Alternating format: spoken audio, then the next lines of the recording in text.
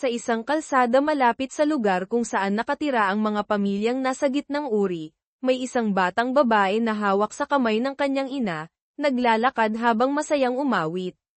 Biglang natigilan ang kanyang mga pisngi nang may mapansing kakaiba. Walang malay siyang itinuro si Lin Yao na nakatayo roon, nakatingala sa langit na may bakas ng pag-aalala, hindi gumagalaw ni Katie Ting, at nagtanong sa ina, "Inay. Inay. Tingnan niyo po iyon." Kamukang kamukha niya yung hanggal na madalas ipakita sa TV. Sa sandaling ito, mas hindi pa siguro mabibigla si Lin Yao kung tawagin siyang Yao na hanggal. Nanlaki ang mga mata sa likod ng kanyang salamin ni Lin Yao, tulala, nagtatanong sa sarili kung nananaginip ba siya. Mula sa sentro ng maingay na lungsod, itinoon niya ang kanyang paningin sa malayo, lagpas sa mga hilera ng bahay, patungo sa taong kailangan niyang protektahan si Lu Sheng. Bakit parang nag-aapoy siya sa galit, naisip niya. Ipinadala siya rito para protektahan ito, pero bago pa siya makarating, wala nang ibang aura doon maliban sa kanya.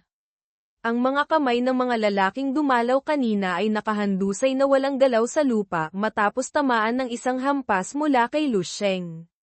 Hindi pa rin siya kontento, bumulong si Lu Sheng sa sarili. Ito na ba ang level 8 Grandmaster? Sigurado bang hindi ito peke? Parang hindi tama, pakiramdam ko'y napaka-imposible. Ni hindi man lang umabot sa kalahati ng lakas ni Jiang He. Gusto sana niyang subukan ang lakas nito para masukat ang sarili, pero ngayon napagtanto ni Lu Sheng na ang Zhuang Kui na ito ay gumamit ng hindi tamang paraan para mag-breakthrough. Gumamit ng ilang masasamang pamamaraan na nagresulta sa problema sa kanyang tunay na lakas. Sa pag-iisip, naniniwala siyang pilit na itinaas ni Zhuang Kui ang kanyang spirit at blood chi nang higit sa kaya niyang kontrolin. Ibinulsa ni Lu Sheng ang kanyang kamay at tumalikod paalis. Sa kabilang banda, kailangan ding sabihin na tiyak na may sapat siyang lakas para durugin ang isang ordinaryong level 8 Grandmaster, medyo nadismaya lang siya. Ngumisi siya, hindi ko pa nga ginamit ang aking Void Shattering Fist, at kailangan ko pang gamitin ng husto ang aking spiritual power. Dati, sinayang niya talaga ang yaman na ito. Nang nasa God of War state lamang niya nalaman kung gaano kahanga-hanga ang spiritual power kapag ginamit ng husto. At isa sa mga gamit nito ay ang kakayahang makaramdam ng taong sumisilip sa kanya mula sa napakalayong distansya. Dahan-dahan siyang sumulyap, ginamit ang kanyang perception, at naramdaman ang isang mausisang tingin na nakatuon sa kanya, walang masamang hangarin. Kitang-kita ni Lu Sheng ang buong katawan ni Lin Yao, hindi lang isang malabong aura. Hindi pa niya ito nakikita dati, nagtatakang nahulaan, mukhang siya ang ipinadala para tumulong sa pamilya ko. Patay na ang kalaban, walang mapagbubuntunan ng galit si Lin Yao. Ngunit biglang naisip ni Lu Sheng na may isang bagay na talagang maitutulong niya. Habang natutulala, isang nagmamadaling boses mula sa kabilang linya ang walang tigil na tumatawag, "Lin Yao. Lin Yao, nariyan ka ba? Anong ginagawa mo? Naririnig mo ba ako?" Nagitla ang dalaga, na kanina pa nakatayo roon na parang wala sa sarili. Nang marinig ang sagot niya, ang nasa kabilang linya ay hindi na nagtanong kung anong ginagawa ni Lin Yao at huminga ng malalim, "Tinako mo ako. Nakarating ka na ba sa target location? Kumusta ang sitwasyon?" Hindi alam kung paano sasabihin ng tama, bumulong siya ng dalawang salita, "Napakasama." Ngunit ang nasa kabilang linya ay mapusok, bago pa siya makapagpaliwanag ay sumagot na parang alam ang lahat, "Ganoon ba? Wala na tayong magagawa. Laban sa isang level 8 Grandmaster, talagang wala tayong pag-asa. Mag-isip ka na lang ng positibo, sa hinaharap, tulungan mo na lang ang pamilya Lo sa maayos na libing." Mahinang pinutol ni Lin Yao ang usapan, hindi alam kung saan itatama ang pagkakamali, kaya sinabi na lang niya, "Nagkakamali ka. Ang tinutukoy ko ay ang mga taga-Extreme Path Dojo ang nasa masamang kalagayan." Sa loob ng 3 hininga, pinatay ni Lu Sheng ang Grandmaster na si Zhuang Kui at ang lahat ng 12 Shadow Guard. Walang natirang buo ang katawan. Mukhang natulala ang nasa kabilang linya, hindi makapagsalita, nang biglang pinigilan ni Lin Yao, sandali. Parang may sinasabi si Lu Sheng. Nakita ng kanyang spiritual sense ang relax na ekspresyon ng binata kasama ang daliring kumumpas paatras. Naguguluhang binasa ni Lin Yao ang paggalaw ng kanyang bibig, ang sabi niya. Pakiusap, pakilinis ang lupa para sa akin. Ang nasa kabilang linya ay naka-loudspeaker para kay Marshal Saint Tan Zhongyu, na nakatayo at nakatingin sa malaking bintana. Lord, narinig niyo rin po iyon.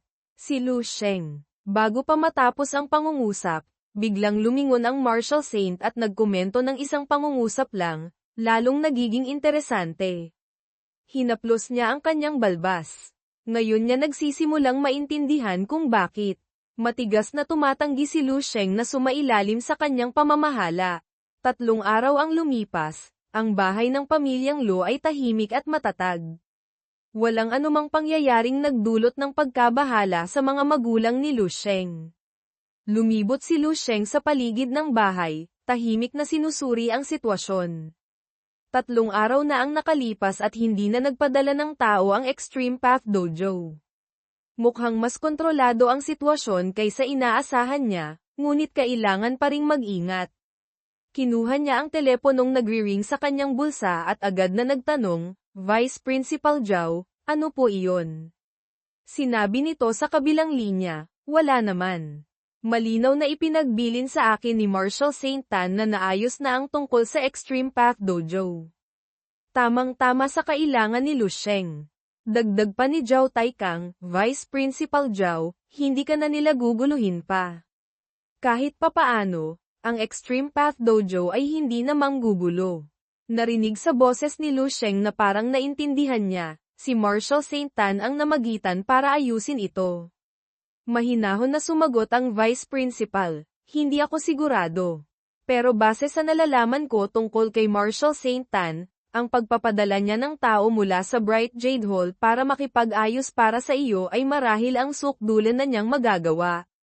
Wala nang iba pa. Gusto mo bang pumunta sa punong himpilan sa kabisera para kumpirmahin ang iyong pagiging Grandmaster?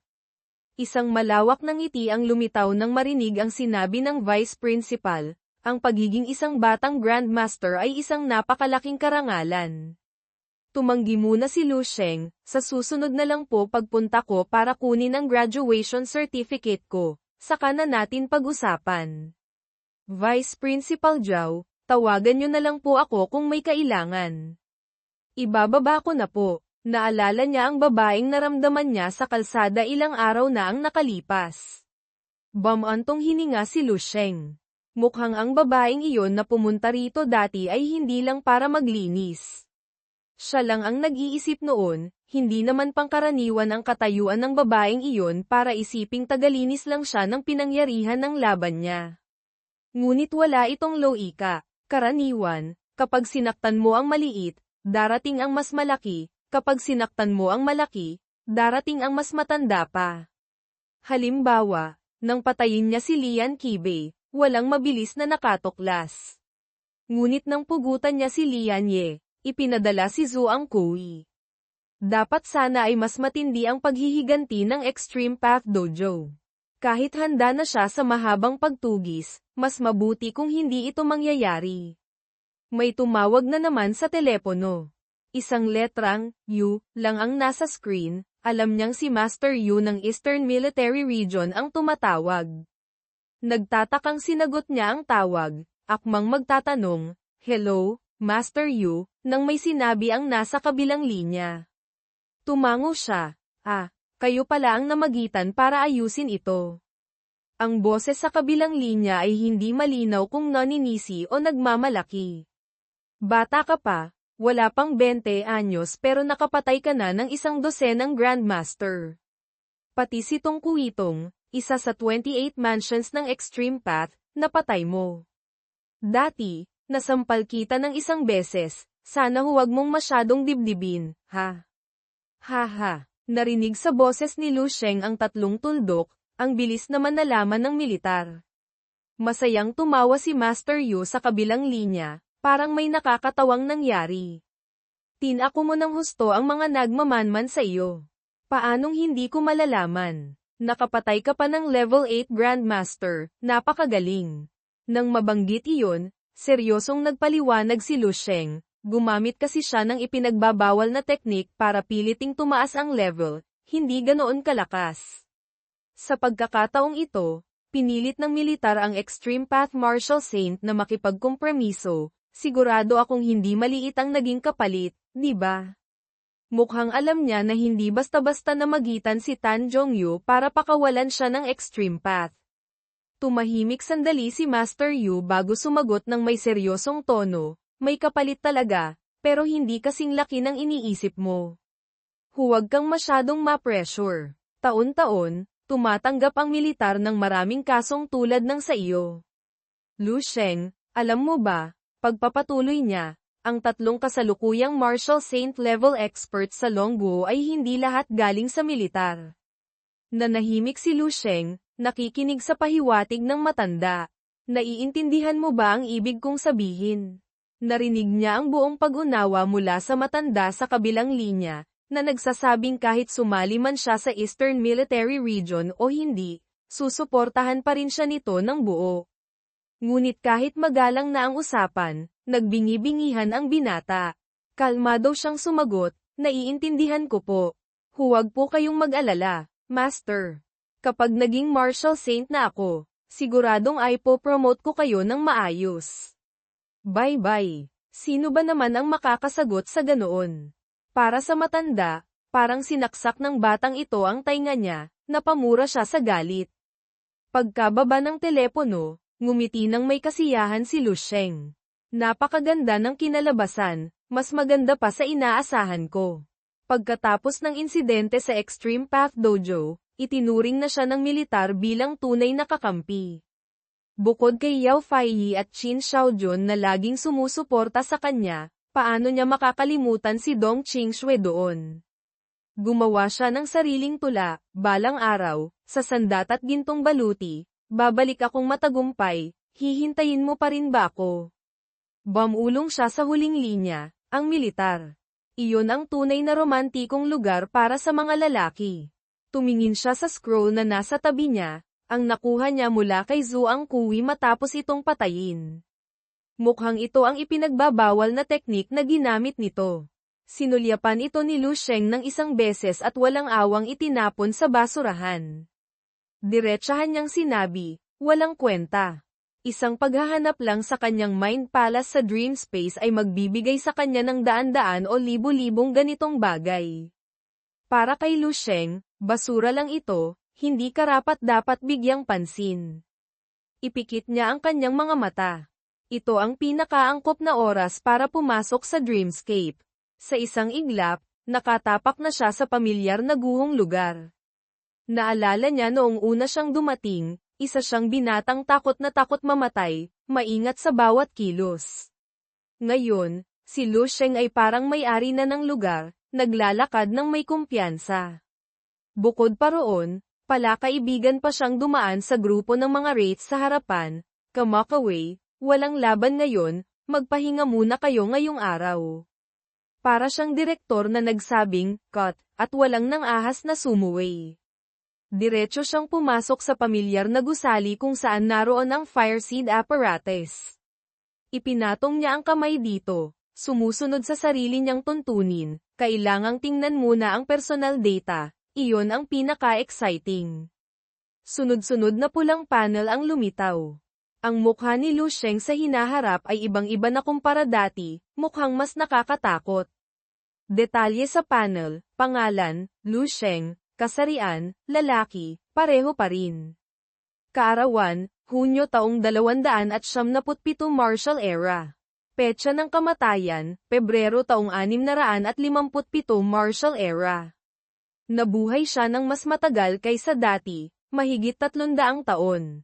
Hanggang sa kanyang kamatayan, ang kanyang martial arts cultivation ay umabot na sa Super Martial Artist, Peak Level 9. Nagkampiyon sa National University Martial Arts Tournament. Nagsimula ng itala rito ang pagpatay niya kay Lian Qibei, isang Grandmaster mula sa Extreme Path Academy. Pagkatapos ay tinalo niya ang 8 Level 8 Grandmasters ng Extreme Path Academy sa isang iglap. Sumali sa Eastern Military Region sa parehong taon. Sa edad na 40, umangat sa Level 9 Martial Saint. Tinalo ang Extreme Path Martial Saint sa Mount Yunsheng sa edad na 50. Nakipaglaban kay Martial Saint Tan Zhongyu at sa Transcendence Martial Saint, 2 laban, 2 panalo sa edad na 60. Naglakbay sa iba't ibang bansa, tinalo ang lahat ng Level 9 expert sa mundo, pinarangalan bilang number 1 expert under heaven.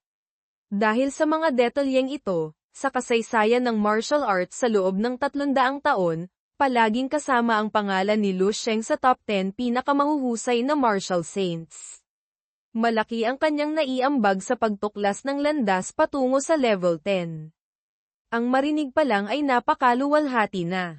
Nagbago talaga ang buhay niya. Ang dami kong narinig na magagandang bagay ngayon. Sa pagkakataong ito, nabuhay siya ng mahigit 300 taon, tiyak na siya ang may pinakamahabang buhay sa kasalukuyang listahan. Lumagpas sa Level 9 martial artist, mas malakas siguro kaysa sa Level 9 martial saint. Pero ang landas patungo sa Level 10 ay hindi pa ganap na natutuklasan. Maituturing akong pioneer. Maaga o huli, makakatapak din ako sa Level 10. Noong nakaraan, ang landas patungo sa Level 10 ay nabuksan pagkatapos ng 300 taon. Sa buhay na ito, ang landas patungo sa Level 10 ay bubuksan ko, ni Lu Sheng. Kapag nabuksan na ang landas sa hinaharap, hindi na mahalaga kung makakakuha pa ako ng mga future cultivation methods mula sa Fireseed Archive. Sa panahong iyon, maraming henyo sa martial arts ang maglalakas loob na sumulong, at ang mga inspirasyon ay lilikha ng mas kahanga-hangang martial arts techniques. Tungkol sa pagpatay sa Extreme Path Martial Saint, iyon ang estilo ko. Ang sama ng loob na dinanas ko noon, maaga o huli ay babawiin ko rin. Alam na agad na isinama na ni Lu Sheng ang taong iyon sa listahan ng susunod niyang mga kalaban. Huwag isiping dahil na magitan ang Eastern Military Region ay palalagpasin na niya ito. Pinindot niya ang daliri sa Access Authority na opsyon. Mula roon, Historical Figure Evaluation, 7-star Feast. Accessing Fireseed Resource Library. Level 7 Access Granted. Patunay na maaari nang ma-access ni Lu Sheng ang mga bagong cultivation methods. Ngumiti siya ng may kalkulasyon, mabuti. Sa pagkakataong ito, maaari ko nang ma-unlock ang cultivation methods para sa Level 8 Grandmaster Realm. System Prompt, Searching for Subsequent Techniques for Stellar Body Refining Technique, Natural Breathing Method, and Crystal Contemplation Method. Oras na para kumilos. Sa wakas ay nabasa ko na rin ang kasunod na bahagi ng cultivation technique, pero sa sobrang pagbabasa, inaantok na ako. Humikab ng malalim si Lu Sheng, sinasabing, binasa ko ng mabuti, pero habang lalo kong binabasa, lalo akong inaantok. Gayunpaman, matapos basahin, nasiyahan siya ng matuklasan na ang mataas na antas na cultivation technique ng Stellar Body Refining Technique ay tinatawag na Stellar Immortal Art, sining ng immortal na bituin. Aba! Ito pala ang simula ng pangunahing pamana para umangat mula Level 6 patungong Level 7. Ang pinakamahalaga ay ang pagpapatibay ng martial will, kaloobang martial, pagtunaw ng essence, spirit, at chi, asensya, espiritu, at chi, sa isang hurno, at pagbabalik nito sa pisikal na katawan, upang lalo pang mapataas ang antas ng katawan at kaluluwa. Sa madaling salita, tulad ng kaso ni Lu Sheng, tinipon niya ang lahat ng kapangyarihang natutunan mula sa mga wraith upang maging sarili niyang koleksyon, ginamit ang mga ito para palakasin ang katawan, at sa gayon ay iniangat ang kanyang kaluluwa at katawan sa ibang antas. Mula Level 7 patungong Level 8, kailangan pang mas lumalim. Hindi lang martial will ang kailangan, kundi pati ang kakayahan ng katawan na sirain ang earthly bridges, mga tulay ng lupa, pagbabagong anyo ng blood chi, pamumuo ng dugo upang maging paeldores, na agad nagpapabago sa isang mortal tungo sa isang uri na may mahabang buhay. Ang martial wheel ay maaaring hesain tulad ng isang kutsilyo o espada. Ang Heavenly Connection Bridge, tulay na kumukonekta sa langit, na nag-uugnay sa langit at lupa ay ang dahilan kung bakit si Zhuang Kui, kahit pilit lang siyang umangat ng antas, ay nakahugot ng sandata mula sa ilaw ng poste. Kapag nakaabot na sa level 8, maipapakalat na ng martial artist ang kanyang martial wheel sa buong katawan. Bawat pulgada ng laman, bawat galaw ng kamay at paa ay naglalaman ng bakas ng dakilang natural na kapangyarihan ng langit at lupa. Ang pinakamaganda ay ang pinsalang higit na malakas kaysa sa level 7. Ito ang pinakamalaking pagkakaiba sa pagitan ng level 7 at level 8. Kaya naman hindi katakatakang sinusubukan ng mga tao na umakyat kahit isang antas lang. Ang presensya pa lang ng isang level 8, isang pitik lang ng daliri, ay maaaring maging sanhi upang ang langit at lupa mismo ay lumikha ng kapangyarihan para tapusin ang isang grupo ng tao ng sabay-sabay. Sayang nga lang, kulang sa puntong ito si Zhuang Kui. Pilit niyang itinaas ang kanyang pisikal na katawan, ngunit kulang ang pundasyon, kaya hindi siya maituturing na tunay na level 8 Grandmaster. Nagpaliwanag si Lu Sheng na parang guro, mga anak, naintindihan niyo na ba kung bakit napakahalaga ng pag-angat ng antas? Kahit hindi pa umaabot sa level 8, itinuturing na niyang napakalaking tagumpay ang naabot niya sa edad na 20. Ngunit walang kapantay ang ambisyon ni Lu Sheng.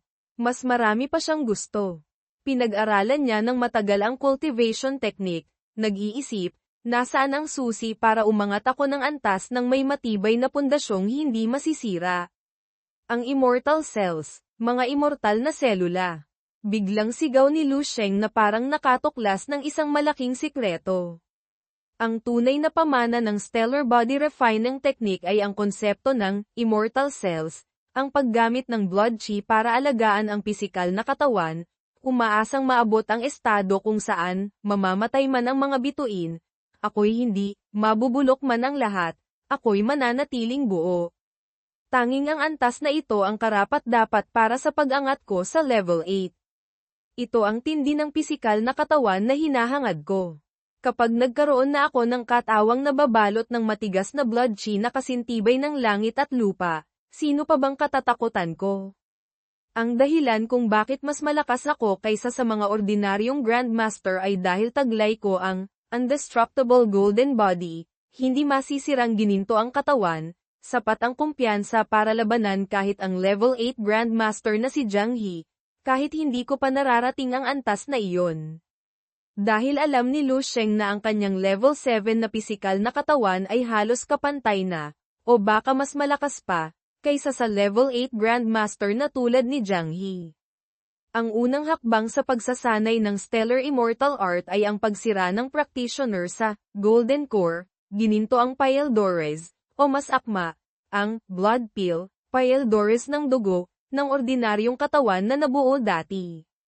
Ang umaapaw na blood chi at martial wheel, matapos masira ang Pyldores ng dugo, ay magkasamang agos para alagaan ang isang bagong selula kapalit ng luma.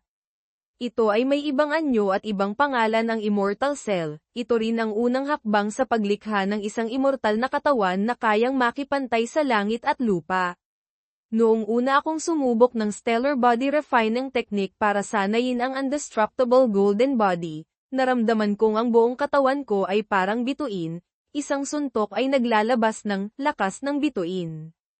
Isa lamang. Itong medyo eksaheradong paglalarawan, isang adhikain sa martial arts, tulad ng paghahambing sa level 9 martial saint sa araw at buwan sa kalangitan. Ang martial saint ay maaaring tunay na magniningning kasama ng araw at buwan. Ngunit ngayon, ginawang posible ng stellar immortal art ang imposible. Automatiko nitong sinasagot ang tanong, ang katawan ng isang level 9 martial saint na gumagamit ng teknik na ito ay tunay na makakalikha ng isang pag-iral na higit pa sa mga natural na penomenong iyon.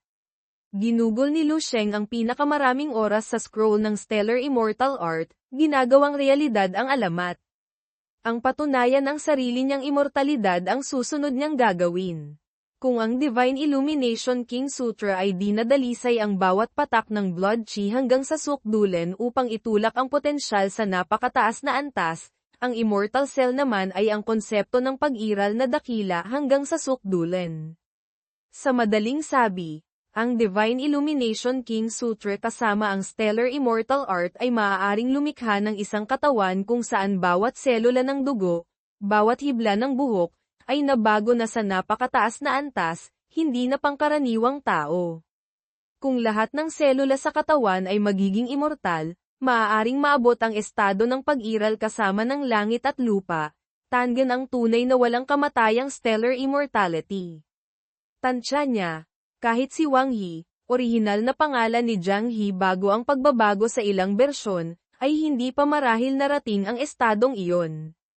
Ito ay isang proyektong mas dakila kaysa sa Divine Illumination King Sutra.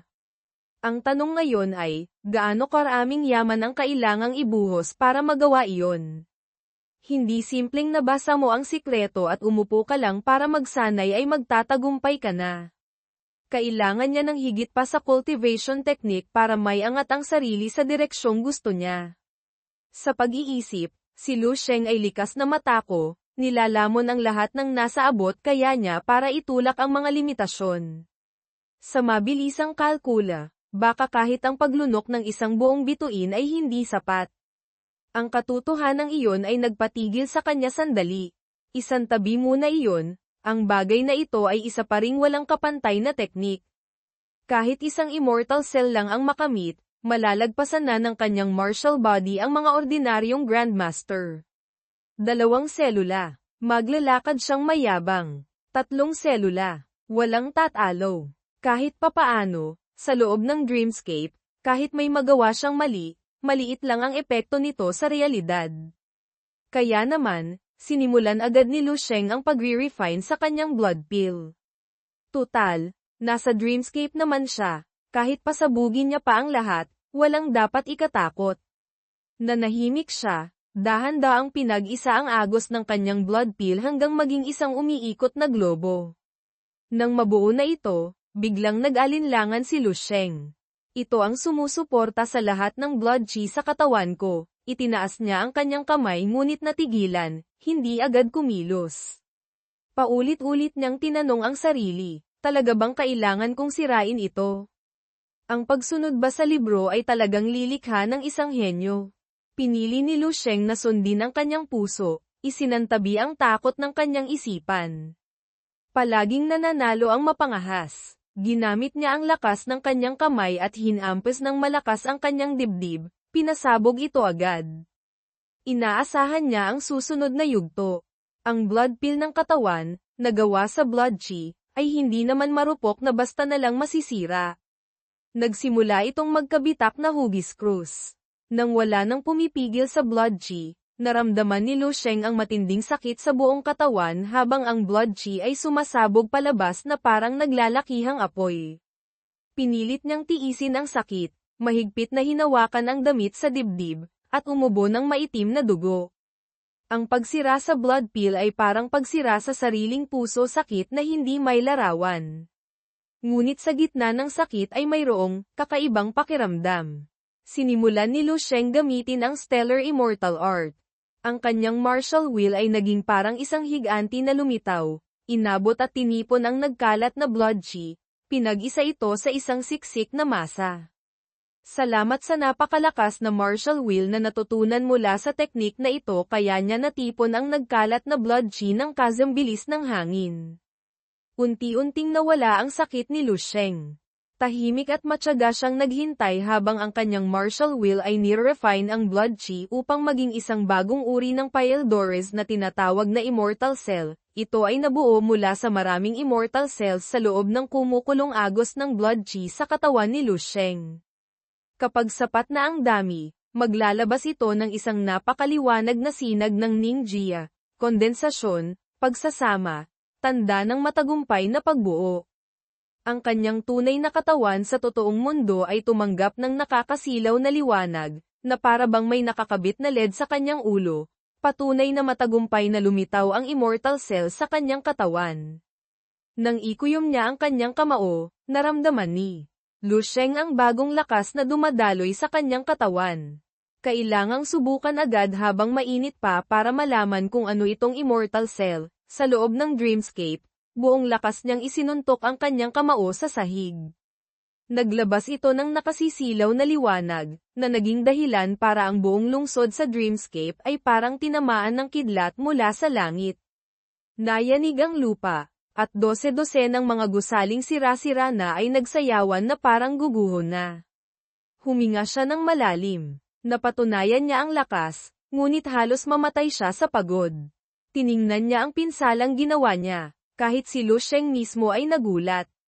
Napakalakas. Ito ba ang lakas ng Immortal Cell? Maliit na bahagi lang ng kapangyarihan nito ang ginamit ko, pero nakapagpakawala na ako ng suntok na higit pa sa lahat ng dati kong suntok.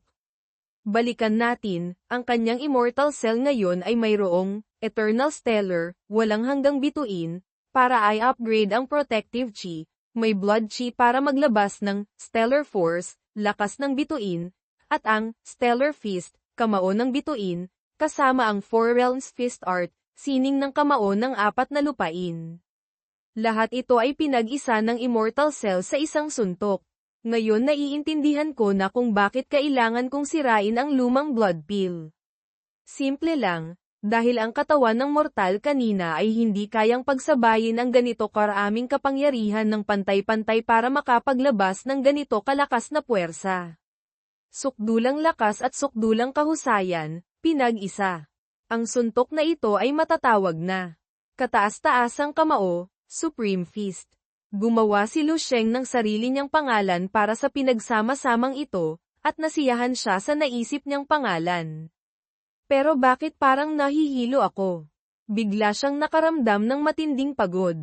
Nawalan siya ng kontrol at bumagsak sa lupa. Hinayaan ni Lu Sheng ang sarili na nakahandusay sa sahig, iniisip, ang bilis naman, naubos na agad ang lakas ko. Isa pa lang naman ang nabuo ko. Pangunahin din dahil sa kakulangan ng blood chi ko. Kailangan kong mangolekta ng mas maraming yaman. At ang lugar na pinakamaraming yaman para sa kanya ay walang iba kundi ang Eastern Military Region, silangang rehiyong militar. Naisip niya, buti na lang malapit na akong pumunta doon.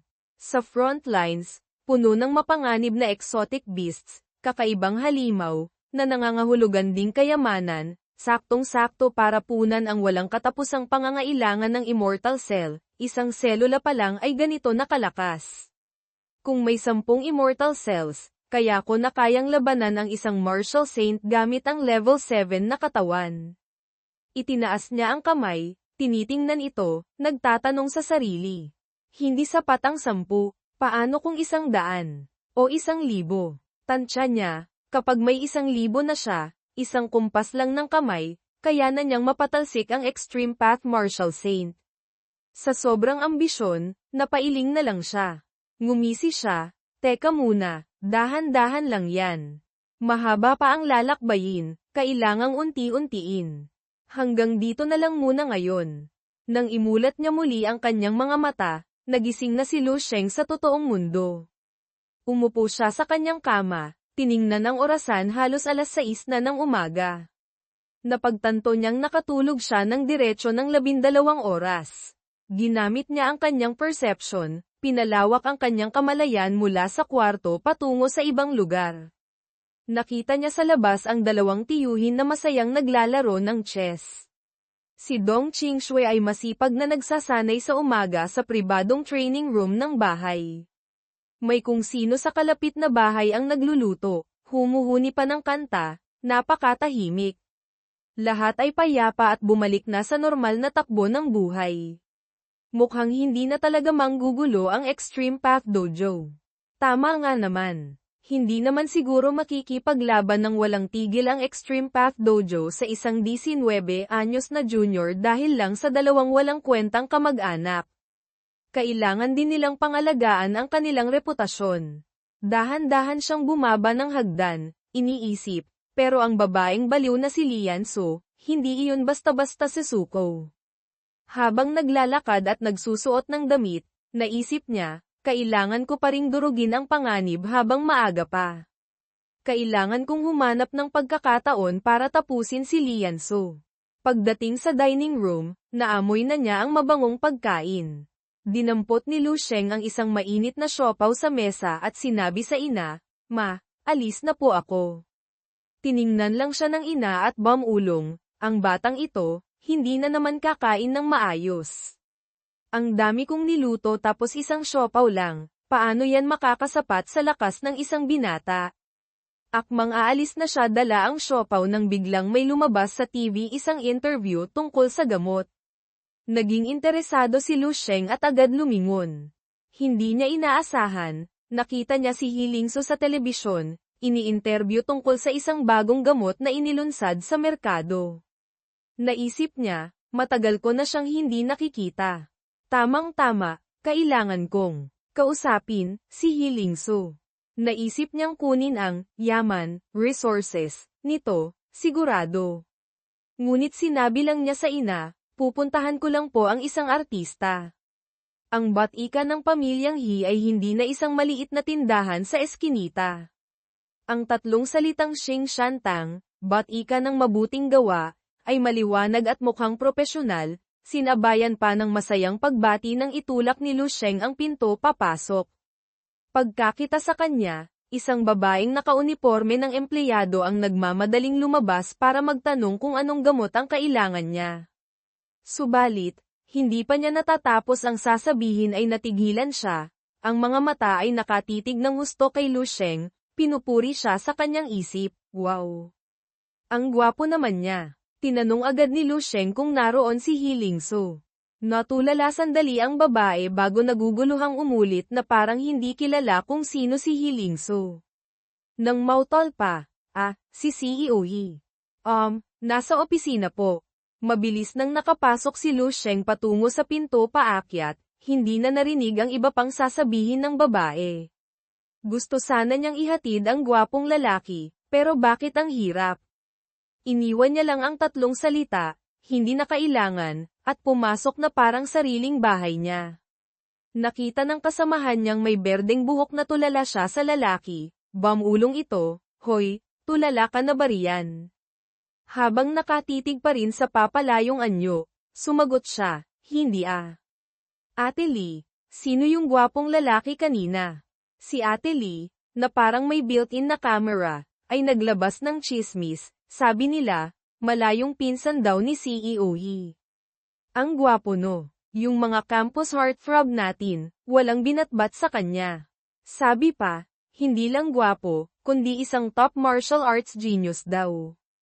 Ang National Martial Arts Champion noon. Narinig ko pa nga, nanalo pa raw siya sa kung anong martial arts tournament. Namula ang babaeng may brown na buhok na parang dalagitang umiibig, bumulong, talaga. Ganoon siya kagaling. Sana makilala ko siya. Subukan mong makipagkilala, tingnan natin kung hindi ka sisantehin ni Hilingso. Noong oras na iyon, ang kanilang amo, Hilingso, ay nasa research room, nakafocus sa paghahalo ng bagong gamot mula sa prosesong nakuha niya. Bukod sa oras na ginugugol sa pag-promote ng reputasyon ng Xing Shantang, karamihan ng oras ni Lingso ay inilalaan sa pagsasaliksik ng luma at bagong produkto. Dumating si Lu Sheng nang walang polem, diretso sa punto, handa na ba ang mga gamit? Ngumiti si Hilingso, sanay na rin sa ganitong biglaang pagsulpot niya. Itinuro niya ang kabilang dako, nandoon lahat ng gamit. Lumapit siya kay Lu Sheng, tinulungan itong isuot ang lab coat, at habang nililibot ng binata ang tingin sa kwarto, pinuri niya ito, magaling ang ginawa mo rito. Sinamantala ni Hilingso ang pagkakataon, nagsisimula na naman si Mama. Kailan mo ba ako matutulungan? Bihira niyang makita ang abalang si Lu Sheng, kaya tinanong niya agad bago makalimutan. Pagkasuot ng mask, lumingon si Lu Sheng at maikling sumagot, alam ko na.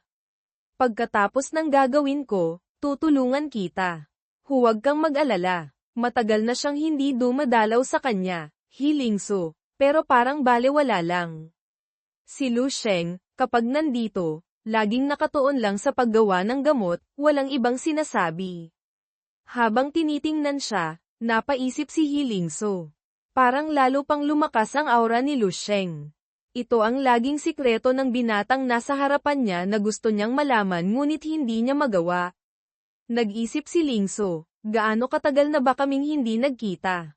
May tao ba talagang kayang magbago ng martial arts level sa loob lang ng isang taon? Nakakatakot. Hindi niya alam kung sa hinaharap, kapag naging asawa na niya, internal thought, ibubunyag ba sa kanya ang sikreto sa mabilis na paglakas, ang game hack ni Lu Sheng. Nagsimula agad si Lu Sheng. Ginamit niya ang kanyang protective chi para palutangin ang mga sangkap, handang-handa nang magsimula. Sa pagkakataong ito, maraming halamang gamot na pwedeng isahog sa hotpot, kasama ang iba't ibang uri ng kabute at gulay, pati na rin butiki, gecko, para sa mga mahilig sa proteinang makunat-kunat. Gamit ang kanyang lakas, pinagsama-sama ni Lu Sheng ang lahat sa isang lugar. Nakita niyang ang mga sangkap ay umikot at unti-unting naghalo hanggang maging isang kapansin-pansing dilaw na likido sa loob ng maliit na test tube na hawak niya. Kumunat ang noo niya habang tinititigan ito ng mabuti.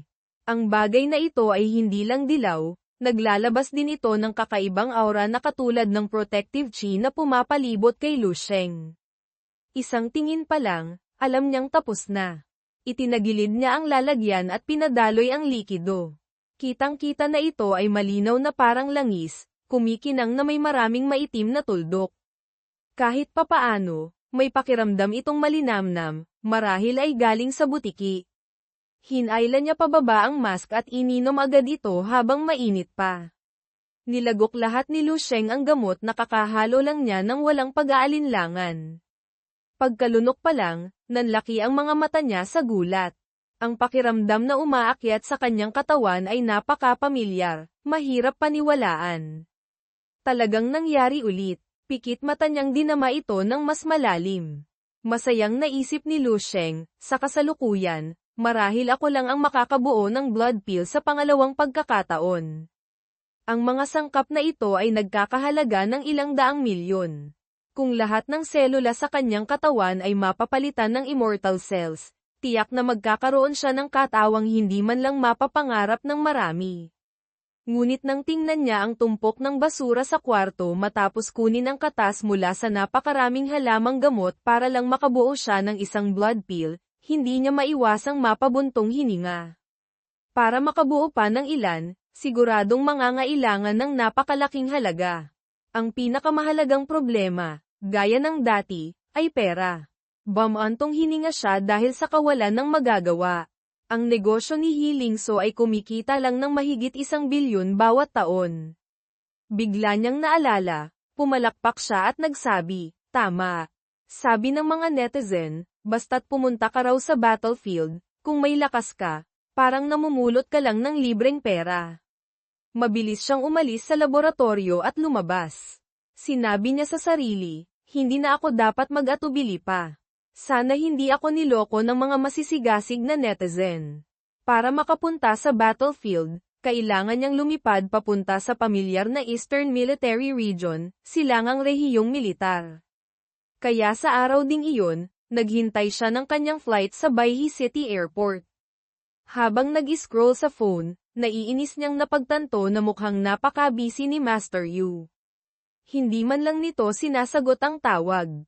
Ang plano na sunduin siya nina Dong Qingshui at Qin Xiaojun ay nagbago na rin.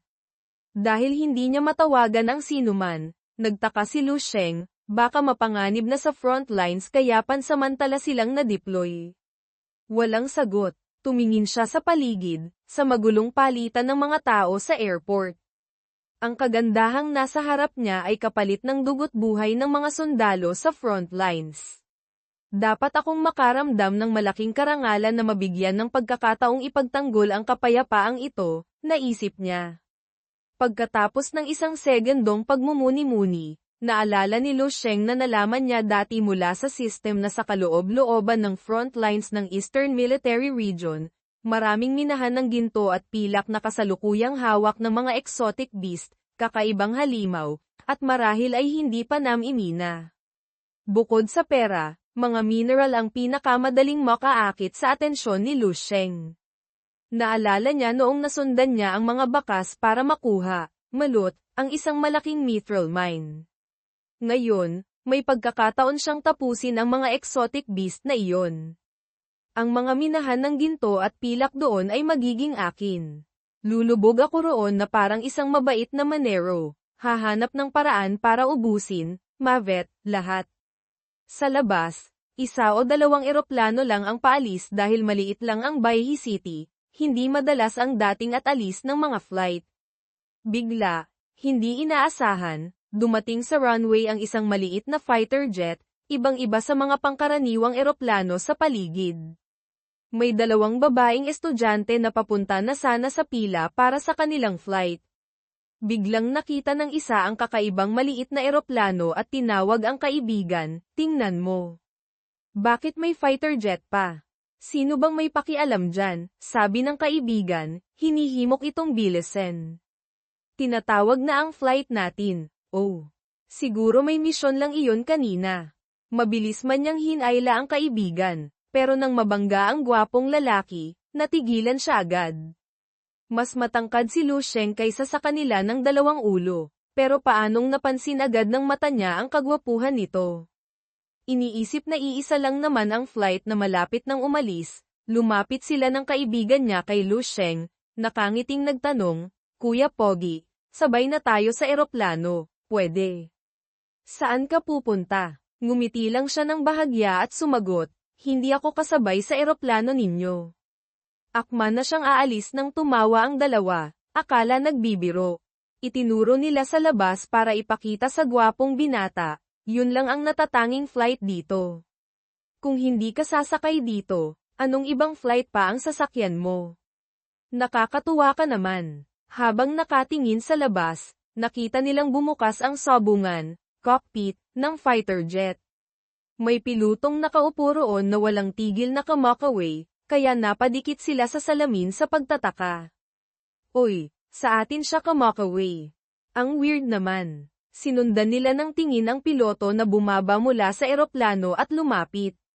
Doon lang nila napansin na si Lu Sheng ay nasa runway na pala, nakapamulsa habang papalapit sa eroplano.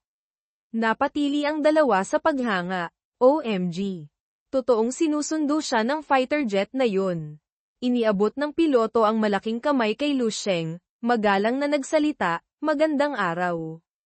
Hayaan mong ipakilala ko ang sarili ko. Ako si Qin Huaiho ng 1182nd Division, Eastern Military Region, sa ilalim ni Major General Yao Faiyi. Ang pagpapadala ng isang colonel para sunduin siya ay nagpapakita kung gaano siya pinapahalagahan ni Master Yu."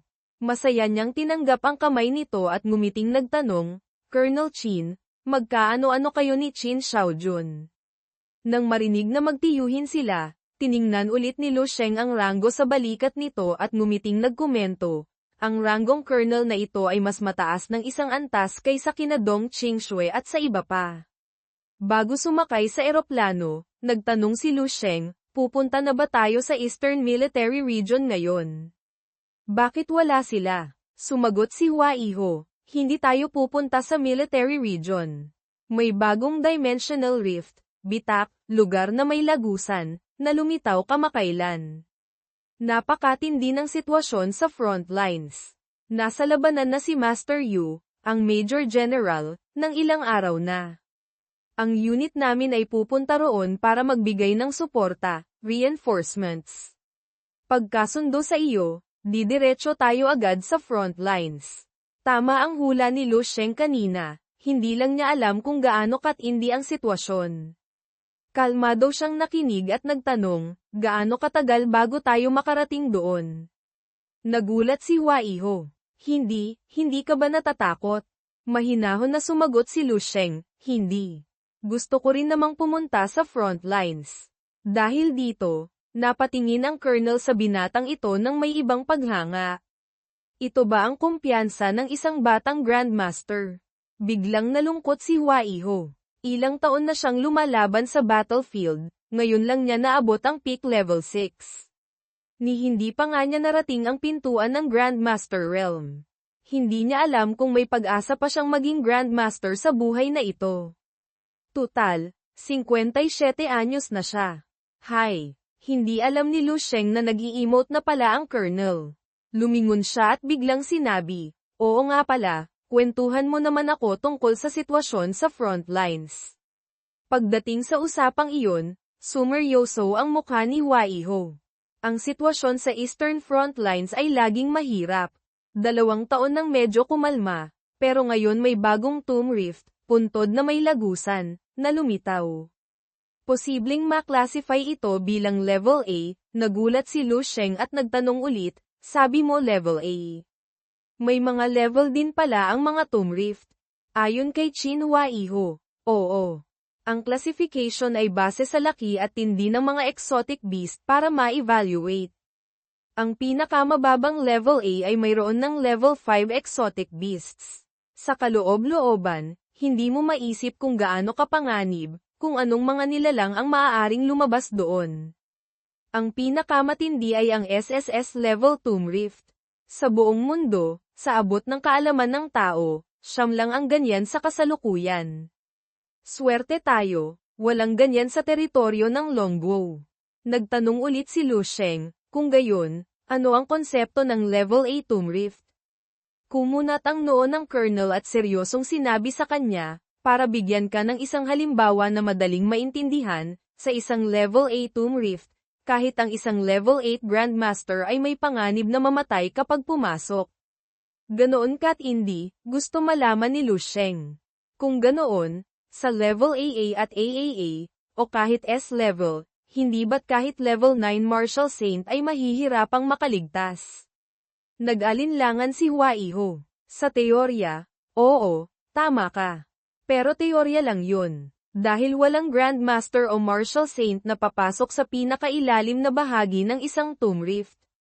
Basta't hindi ka pupunta sa pinakailalim, kahit ang mga ordinaryong level 5 o level 6 martial artist ay maaaring makaligtas sa isang level A tomb rift. Naintindihan ko na. Ngumiti si Lu Sheng. Parang laro lang pala. Ang tomb rift ay parang isang game instance, dungeon, level. Habang lumalalim, mas humihirap. Pero kung hindi mo naman balak tapusin ang laro, clear the instance, at makikipaglaro ka lang sa mga maliliit na halimaw sa mga unang bahagi, hindi naman mapanganib. Nang makitang simple at positibo ang pag-iisip niya, natawa si Hua Iho at idinagdag, karamihan nga ay hindi na kailangang pumasok sa rift.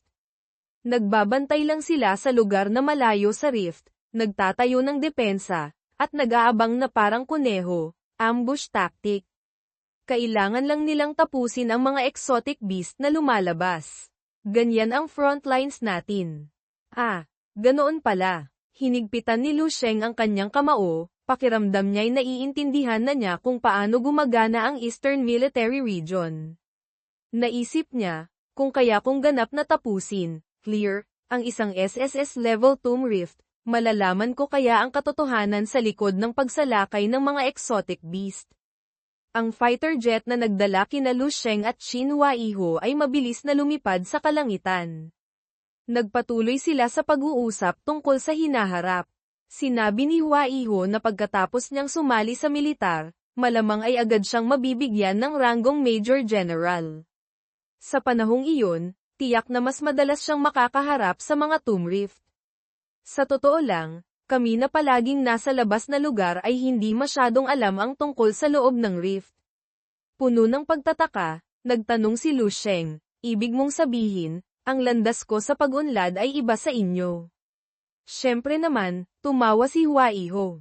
Isa kang level 7, Grandmaster, isang General Star, bituin ng general, sa militar. Ang mga General Star ay may sariling ranggo at battlefield.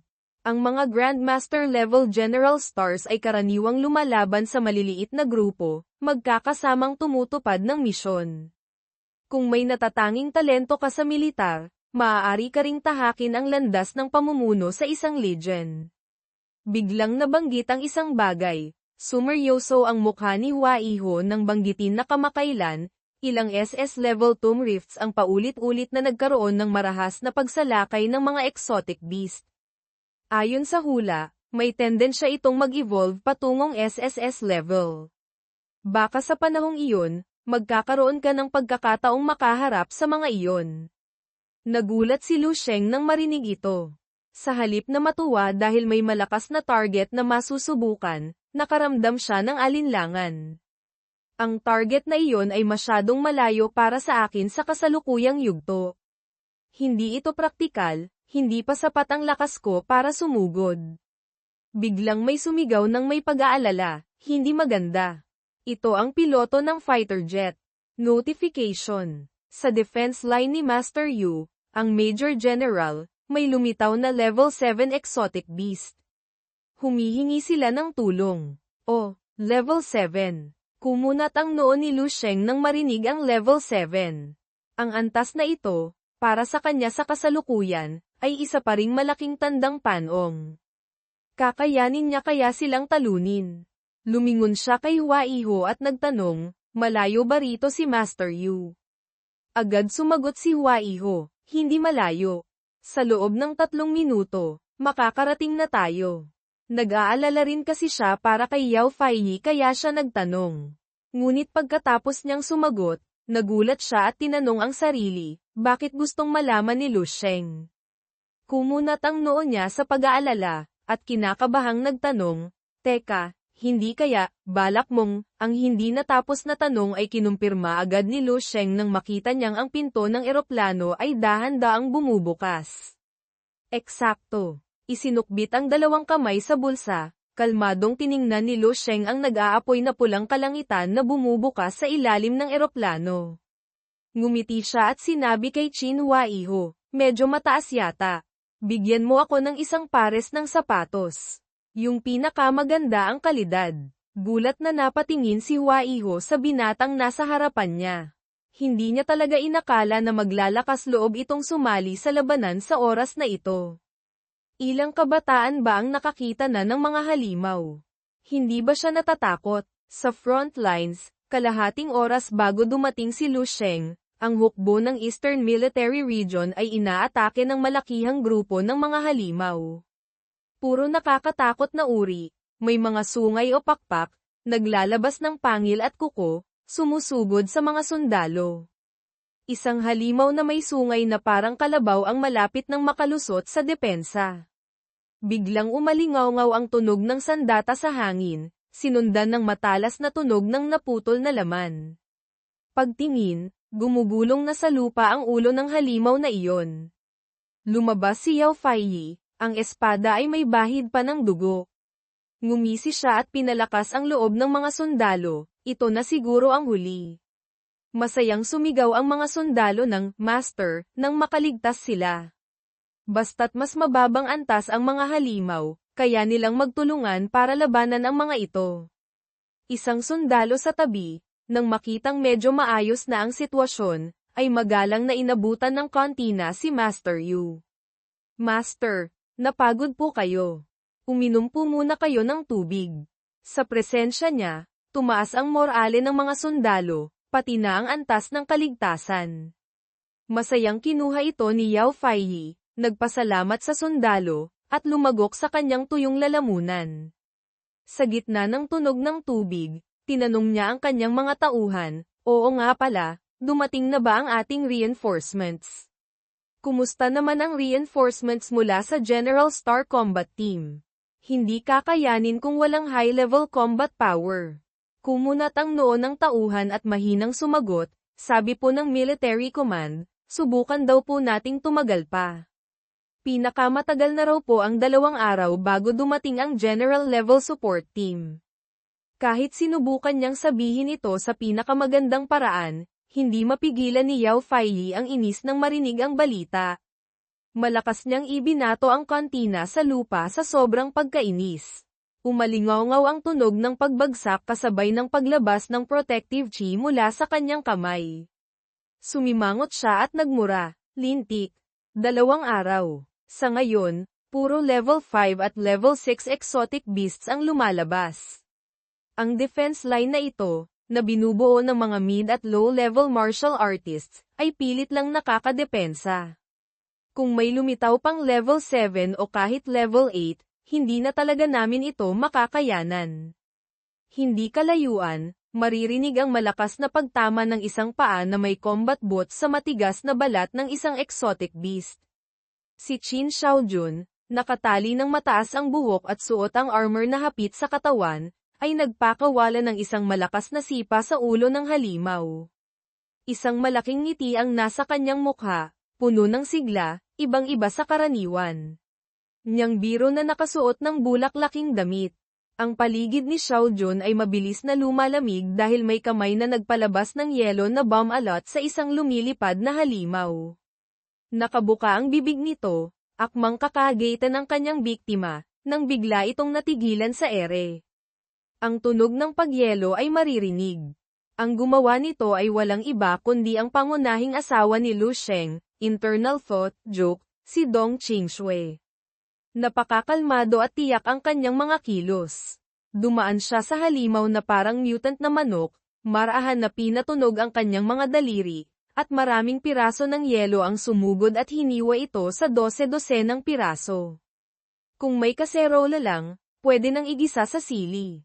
Ang lugar kung saan magkasama sina Qin Xiaojun at Dong Qingshui ay medyo maayos kumpara sa iba. Mabilis nilang natapos ang mga exotic beast. Sa sandaling ito, pinapalakpakan sila ng mga sundalo sa paligid, pinupuri sila, amazing.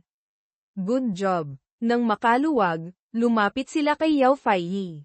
Sabay silang tumawag, Master, nang makita siya. Nagkita na silang tatlo. Mahirap talagang maghiwalay.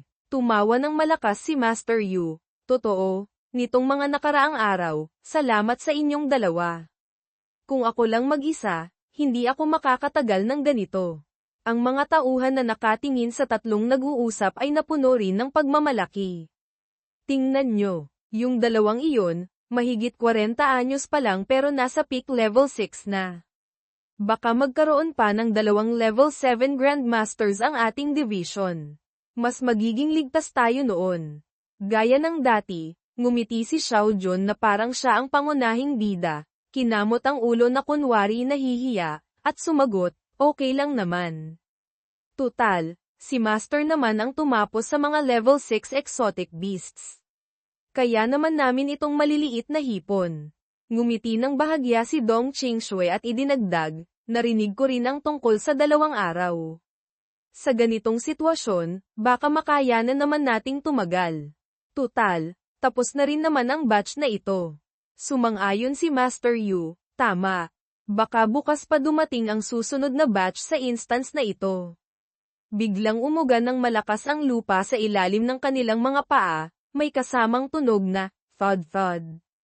Nang mapansin nilang lahat, narinig pa nila ang mga tunog ng pagbitak habang mahahabang lamat ang lumilitaw sa lupa. Nawalan sila ng balanse habang patuloy na umuuga ang lupa. Walang nakakaalam kung anong nangyayari. Nagtanungan sila, anong nangyayari? May masamang kutob, mabilis na lumingon si Yao Faiyi. Namutla siya nang mapagtanto na ang pagyanig na ito ay masamang pangitain. Ang pinagmulan ng pagyanig na ito ay tiyak na hindi pangkaraniwan. Tumingin siya sa malayo, lagpas sa tuyong kabundukan, palabas ng battlefield kung saan ilang araw na silang walang tigil na nakikipaglaban. Nakita niya ang isang maliwanag na tuldok sa dulo ng abot tanaw, na parang araw na pasikat pa lang. Doon, umalingaw-ngaw ang nakakatakot na tunog ng crack-crack, dahil may kung anong nahuhulog, lumilikha ng isang maliit na bunganga ng kuweba. Patuloy na nahulog ang mga bato, inilalantad ang espasyo sa loob. Ang mga lamat na tumatakbo sa ibabaw ay nagpakilala kay Yao Faiyi na iyon ay isang tomb rift. Bigla, isang malaking katawan ang gumapang palabas mula sa mga nahuhulog na bato. Mukha itong ahas na may kaliskis, ngunit ang mga paa nito ay malakas na tumatapak sa magulong lupa, hindi naiiba sa kamay ng isang primate. Nang tingnan ulit, napansin nilang mula sa lamat kanina, 3 halimaw ang sabay-sabay na lumabas. Napakalalaki at napakabangis, sumusugod sila patungo sa mga sundalo hindi kalayuan. Isang mukhang preyang mantis, isang parang bulate, at ang isa ay isang uri ng mutant na bakulaw, handang-handa ng manlapang ng tao. Naramdaman ni Qin Xiaojun na hindi ito maganda. Level 7 exotic beasts. Tatlo pa sila. Ngumisi siya at nagmura. Put asterisk Nina. Totoo ba to o hindi? Hahayaan pa ba kaming mabuhay? Alam din ni Dong Qingshui na napakadelikado ng sitwasyon para sa kanilang panig. Kinagat niya ang kanyang magandang labi, nag-aalala para sa kanilang hukbo. Ang morale na kakaangat lang kanina ay tuluyan nang nawala. Malapit doon, nagsalita si Master Yu sa mababang boses, madilim ang mga mata. Kung isa lang, kaya ko pang makipagtulungan sa mga instructor para unti-unti itong patayin. Pero ang mga level 7 exotic beast ay nagpapasabog bago mamatay, laging nagdudulot ng malaking pinsala. Nakatayo sa harap ng papalapit na anino ng mga halimaw, bumulong si Yao Faiyi sa kanyang mga tauhan, at sa sarili, paano pa ngayon na tatlo sila? Dito na ba ako mamamatay? Ang tanong ay may sarili ng sagot. Hinugot ni Yao Faiyi ang kanyang pamilyar na espada at agad na pumosture. Nag-alab ang determinasyon sa kanyang mga mata habang malakas niyang tinawag ang mga kapatid, huwag na kayong mag-isip pa. Hanap kayo ng fire support para sa akin. Kung gusto niyong mabuhay, lumaban kayo ng todo para sa akin. Kahit anong mangyari, umatake. Sugod. Kasunod ng utos ni Faiyi, 2 heavy tank ang nagsimulang gumalaw, ang mga kanyan ay nakatutok palabas, handang suportahan siya mula sa malayo. Ang mga tauhan mula sa Eastern Military Region ay naroon na rin, puno ng sigla, hawak ang kanilang mga sandata, handang sumuporta. Sa tawag ni Yao Faiyi, lahat ng level 6 martial artists pataas, sumunod sa akin. Sugod. Pagkatapos ng utos, sumugod ang grupo ng mga tao. Ang kanilang mga sandata ay tumatama sa katawan ng mga halimaw, naglalabas ng maniningning na liwanag. Ang kanilang mga anyo ay mabilis na gumagalaw, walang tigil. Sa simula, nagtagumpay silang sorpresahin ang mga kalaban, na nagbigay sigla sa lahat na sumugod at lumaban. Makalipas ang ilang sandali, napahawak si Xiao Jun sa kanyang bibig, umuubo ng maraming dugo. Kumunat ang mukha niya sa sakit habang tinitingnan ang kanyang kalagayan. Yung 3 level 7 exotic beasts na yun, lintik. Kung alam ko lang na 3 level 7 sila kanina, hindi sana ako sumugod ng ganon kalakas. Nakita niyang tahimik na nakatayo si Qingshui sa tabi. Tiningnan niya ang seryosong mukha nito at hindi mapigil ang tuksuhin ito, lintik. Bakit parang mata ng kuneho yang mata mo? Napagod ka ba? Literal translation related to eye fatigue, strain. Pagod na nga, tinukso pa. Minura siya ni Qingshui, tumigil ka nga. Kaunting spiritual power lang ang naubos. Hindi ba't sugatan ka rin naman sa buong katawan? Hindi mapigil ang hindi magbiro, pinunasan ni Xiao Jun ang dugo sa bibig at tumawa, biro lang. Huwag kang masyadong seryoso. Oo nga pala, darating si Lu Sheng dito sa loob ng ilang araw. Sa tingin mo, kapag dumating siya sa military region at hinanap tayo ng may sigla. Biglang nawala ang pagbibiro sa kanyang mukha. Nalungkot si Qin Xiaojun na parang nasa burol, yumuko, at bumulong, ipagpalagay natin, na ang makikita niya ay 2 bangkay. Hindi kaya matutulala si Lu Sheng doon. Agad siyang pinutol ni Qingshui, bawasan mo ang pagsasalita. Mas tataas ng kaunti ang tsansa nating mabuhay mamaya. Parang nawalan na ng pag-asa sa kanyang mga mata, pero tumawa pa rin siya at sumang-ayon sa kaibigan, sige na nga. Ititikom ko na ang bibig ko para tumaas ng kaunti ang tsansa nating mabuhay. Tutal, ayoko pa namang mamatay. Walang sino man dito ang gustong mamatay. Bumalik sila sa porma sayon, pinasikip ang kanilang hanay. Sa mga mata ng bawat isa ay makikita ang malinaw na determinasyon, na parang nagsasabing, kahit anong mangyari dito, lalaban kami hanggang sa huli. Pagkatapos ng maikling pahinga, umalingaw-ngaw muli ang pamilyar na boses ni Yao Faiyi, lahat, humanda. Sugod, maraming tao ang nagtaas ng kanilang mga espada bilang tugon sa diwa ng kanilang master. Bago sila sumugod sa labanan, bigla, sa ilalim ng madilim na kalangitan na puno ng mga baga at matutulis na talam ng espada, Nakita ng lahat ang isang guhit ng gintong liwanag na mabilis na dumaan, na parang bulalakaw. Hindi ito bulalakaw. Papunta ito mismo sa kinatatayuan ng mga taga-Eastern Military Region sa napakabilis na paraan. Nagkagulo sila, nagtatanong, ano yun? Sina Qingshui at Xiao Jun ay alertong tumingin habang papalapit ang bagay na iyon. Malabo nilang nahulaan, parang hindi ito naliligaw na meteorite, kundi tao. Isang anyo ng binata na nababalot sa liwanag, sumusugod pababa ng walang kahit anong gallows, na para bang ang friction ng hangin ay walang epekto sa kanya. Napakabilis, namula si Dong Qingshui nang mapagtanto, hindi ba't siya yun? Ang puso ng kanyang dalagang kaluluwa, na nasa edad 50 na, ay malakas na kumabog habang binubulong ang pangalan niya. Bigla, ang guhit ng liwanag ay bumabagsak kung saan. Sumigaw ng malakas si Qingshui sa pag-aalala, hindi maganda. Ang lugar na babagsakan niya ay kung nasaan ang 3 level 7 exotic beasts. Delikado. Wala silang magawa sa nakakatakot na bilis ng pagbagsak nito kundi ang tumayo at manood. Kaya sinamantala ni Xiao Jun ang pagkakataon para tuksuhin siya. Kilala mo pala yung mahilig magpasikat na yon. Sino siya? Sino man siya, bumagsak na siya ng malakas sa may kantab na ulo ng halimaw. Isang malakas na, bang, ang umalingaw-ngaw, na nagpatili sa halimaw sa sakit. Kung tao ito, paano siya magkakaroon ng kakayahang sumugod ng ganito sa isang exotic beast? Ginamit ni Lu Sheng ang kanyang protective chi para gawing pinakamatigas na bagay sa mundo ang kanyang sarili. Ngumisi siya habang mabilis na lumipad patungo sa halimaw at binigyan pa ito ng ilang suntok sa ulo. Sa pangalawang suntok, ang bibig ng bulate na puno ng ngipin ay bumaon na sa mabato at maalikabok na lupa sa ibaba.